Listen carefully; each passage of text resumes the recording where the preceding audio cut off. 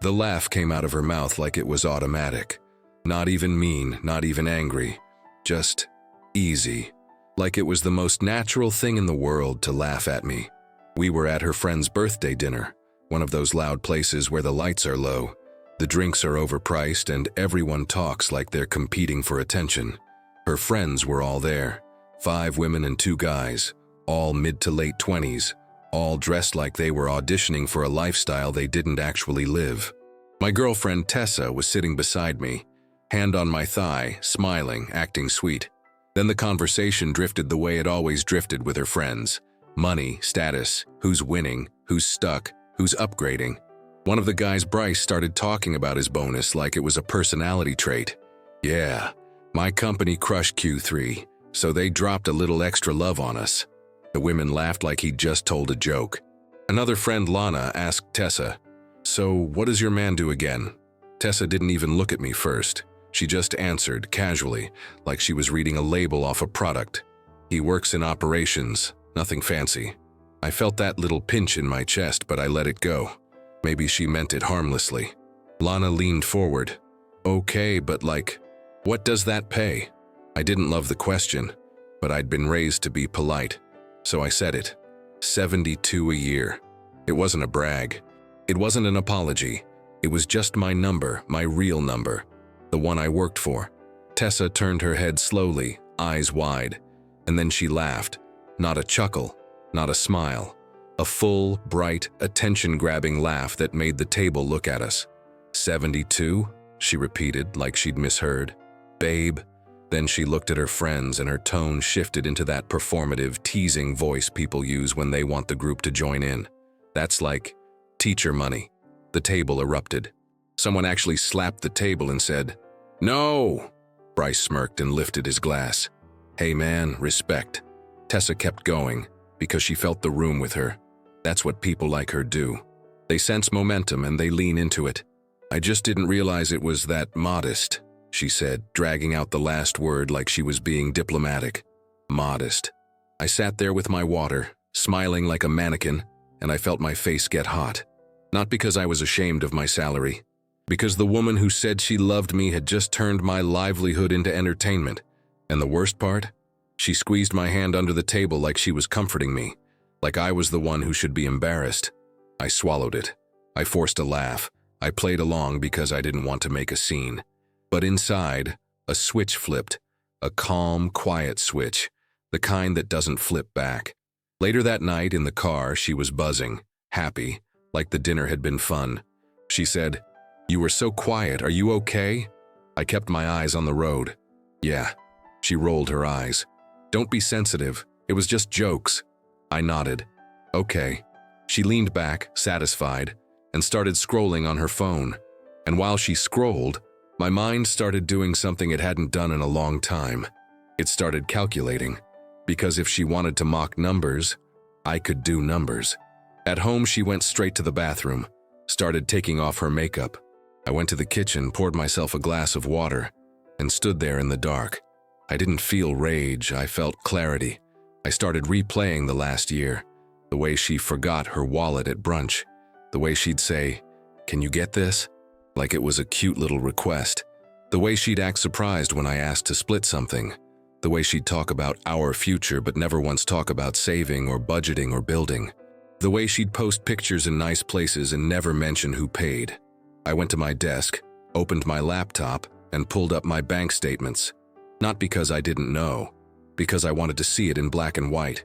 If she thought $72,000 was teacher money, I wanted to know exactly what she'd done with it. I opened a spreadsheet. I titled it something simple, Tessa. Then I started going line by line. Dinner dates, concert tickets, weekend trips, Uber rides. Quick stops at Target where she'd toss things into the cart and say, "I'll Venmo you," and then never did. There were also the bigger things. Her rent the month she lost her job for 2 weeks and couldn't ask her dad. The emergency flight to see her cousin. The time her car needed repairs and she cried in my apartment like the world was ending. I didn't judge her for needing help. I judged her for laughing at me while taking it. By the time I was done, the number at the bottom of the spreadsheet made me sit back in my chair. Over the past 12 months, I had spent $18,130 on her, not including gifts for birthdays and holidays. That was just the everyday relationship spending that somehow always landed on my card. $18,000. Suddenly, my teacher money didn't feel modest. It felt harvested. The next morning, she woke up sweet again, like nothing happened. She came into the kitchen wearing one of my t-shirts, hugged me from behind, kissed my neck, and said, "Morning, babe." I kept my voice neutral. "Morning." She poured coffee and started talking about brunch with her friends the next weekend. "We should go to that new place downtown," she said. "The one with the little pancakes." I nodded. "Sure." She smiled. "I love you." I looked at her and said, "I love you too." And I meant it, which was exactly why I was about to stop letting her disrespect me. All week I acted normal. I went to work. I answered her texts. I kissed her forehead. I asked about her day. But at night, I kept working on the spreadsheet. I organized it. I categorized everything.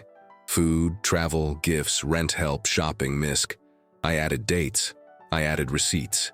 I took screenshots of the Venmo promises she never fulfilled. I didn't do it to catch her. I did it because I wanted my own reality to be undeniable. By Friday, it was clean, professional, like something you'd bring to court. That night, she invited me to another hangout with her friends. I almost said no, but then I thought about her laugh. I thought about how comfortable she was humiliating me in front of them, and I thought, okay, if she wants an audience, we can do this with an audience. We went to Lana's apartment. It was one of those places with white furniture no one sits on, a scented candle burning, and a big mirror where everyone takes photos. Her friends were already drinking. Tessa was in her element immediately, laughing, touching arms, reacting loudly to every story like she was on a talk show. I stayed calm.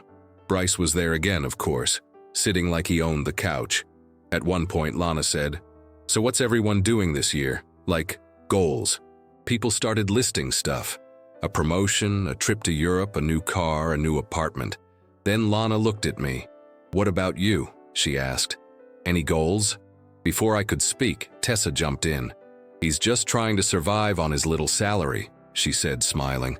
And the room laughed again. Not as hard as the first time, but enough. Enough to make the old embarrassment crawl up my neck. But this time, something was different. This time, I was ready. I smiled. I took a sip of my drink. Then I said lightly, like I was joining the fun, "Actually, I've been doing some math." The room quieted just a bit. People like drama even when they pretend they don't. Tessa glanced at me, still smiling. Oh God, here we go. I pulled my phone out. Not aggressively, not like I was about to expose her. Just calmly, like I was checking something. I said, "So, since my salary is such a joke, I wanted to see what it's actually been funding." Tessa's smile froze. Lana blinked. "What do you mean?" I looked right at Tessa and asked, "Do you want to tell them or should I?" Her eyes widened. "Babe, don't. Not here." That right there was everything. She didn't say, "That's not true." She didn't say, "What are you talking about?" She said, "Not here," meaning yes, but don't embarrass me. I nodded. "Okay, I'll keep it simple." I turned to the group and said, "In the last 12 months, I've spent about $18,000 supporting our relationship." Bryce let out a whistle. "Damn." Lana's mouth opened slightly. 18? Tessa snapped. "That is not accurate." I smiled. "It is. I have receipts. Literally." Tessa's face turned red. "Why would you track that?" I kept my voice even. "Because you laughed at my salary in front of your friends, and it made me realize you don't respect what it takes to earn it." The room got so quiet you could hear the candle crackling. Tessa tried to laugh it off. "Okay, but you didn't have to spend that. That was your choice." I nodded. "You're right, it was my choice." Then I added, "And now I'm choosing differently." Her eyes narrowed. "What does that mean?" I said, "It means I'm not paying for brunch next weekend, or dinner, or trips, or your I forgot my wallet moments." Lana looked between us like she was watching a tennis match. Tessa forced a smile at her friends. "He's being dramatic. He's in his feelings." I didn't raise my voice. I didn't attack her. I just said, "No, I'm being factual." That's when Bryce, of all people, leaned forward and said, "Wait, you paid her rent?" Tessa's head whipped around. "Bryce, shut up." I lifted a hand. "Not the whole thing. Just enough to help her get through the month. Twice." Lana's eyebrows shot up. "Girl." Tessa stood up fast. "Okay, you know what? We're leaving." She grabbed my arm hard, nails digging into my skin. I gently pulled away. "No," I said. "You're leaving." Her face twitched. "Excuse me?" I looked at her, then looked at her friends. I said, "I don't want to make your night weird, so I'll be quick." Then I faced her again.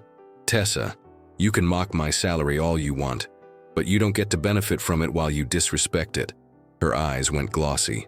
Not sad glossy, angry glossy. "You're humiliating me," she hissed. I tilted my head. "Like you humiliated me?" Her jaw clenched. "It was a joke." I nodded slowly. "No, it was a test." The room went still again. I continued, softer now. "You were seeing if you could laugh at me and still keep me. You were seeing if my pride was negotiable." She opened her mouth, but nothing came out. I said, "And honestly, that's on me for letting it slide the first time." Then I did something that surprised even me. I smiled at the group like I was wrapping up a story. "And if you're watching this and you've ever been the person getting laughed at for your job, your income, your normal life, just know this: the people who truly value you don't make you the punchline." Stick around and subscribe, because I promise you, learning to respect yourself changes everything. Tessa stared at me like she couldn't decide if she wanted to cry or slap me. Then she grabbed her purse and stormed to the door. She didn't look back when she said, "You're broke-minded." And I didn't chase her. I didn't argue. I just called out, calm and clear, "And you're expensive-minded." The door slammed. Lana exhaled. "Oh my God," someone muttered. "That was crazy." Bryce shook his head slowly. "Man, you're not wrong." I didn't gloat. I didn't enjoy it. I just felt light, like someone had taken a weight off my chest. I left a minute later, politely, like I hadn't just blown up my relationship in a living room. Outside, the air was cold. I walked to my car and sat there with my hands on the steering wheel, breathing. For a second, the sadness hit.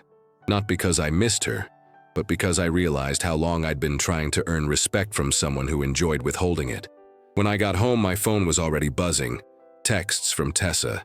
"What the hell is wrong with you? You're trying to make me look bad. My friends think you're insane." And then the one that made me laugh out loud. "You owe me an apology." I stared at it, then typed back one sentence. "No, you owe me respect." Then I put my phone face down and made dinner for myself. Quiet. Simple. The next day, she posted a story. A selfie, crying face, caption, "Sometimes men can't handle strong women."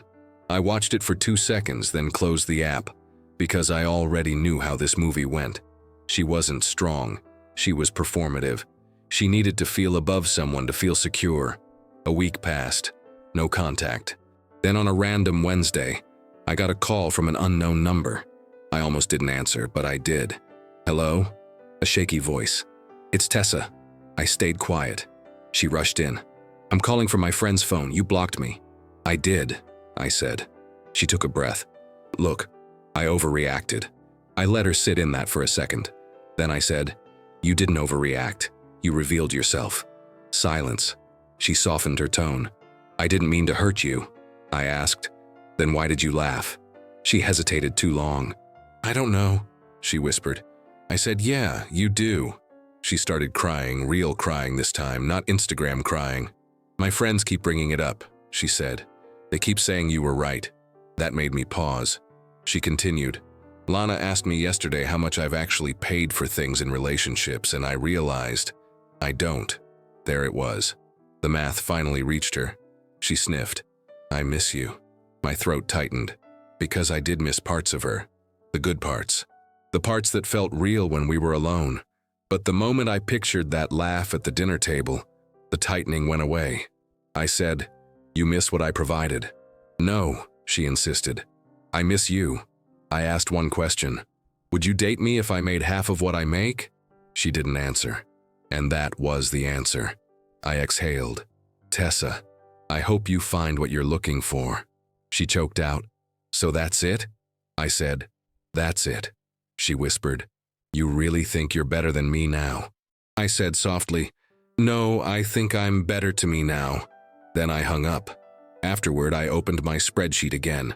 Not to obsess, not to punish, just to remind myself. Numbers don't lie. They don't laugh. They don't manipulate. They just show you what's real. And what was real is this. A person who mocks your income will never respect your effort. A person who benefits from your stability while calling it modest will always see you as a tool, not a partner. And the moment you stop funding their comfort, you find out exactly how much they actually cared. That night, I deleted the spreadsheet because I didn't need it anymore. I'd already gotten the only number that mattered, the exact price of my self-respect. And this time, I wasn't discounting it for anybody.